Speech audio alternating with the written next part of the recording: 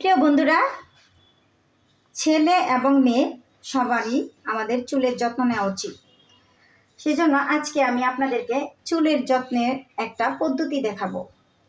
সেটা হচ্ছে, প্রথমেই কড়াইতে আমি নারকেল তেলগুলি ঢেলে নিয়েছি। তারপর এই যে আমাদের কালাহৈতা গাছ, এটা আমাদের শেরপুরের ভাষায় বলা হয়, জানি না আপনারা কি বলেন, এগুলো বেটে নিয়েছি। এগুলা এই যে আমি অনেক সুন্দর করে বেটে নিয়েছি নিবিশ করে। এখন তেলের মধ্যে দিয়ে দিব, দিয়ে ভালো করে নাড়াচাড়া করে এটাকে মিক্স করে নেব।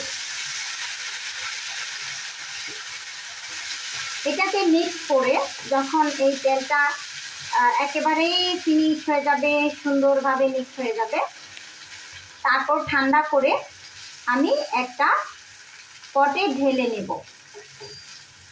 এটাকে আস্তে আস্তে করে তারপর মাথায় বিলিয়ে বিলিয়ে সুন্দর করে চামড়ার সাথে লাগিয়ে তারপর এটাকে আমরা ব্যবহার করব।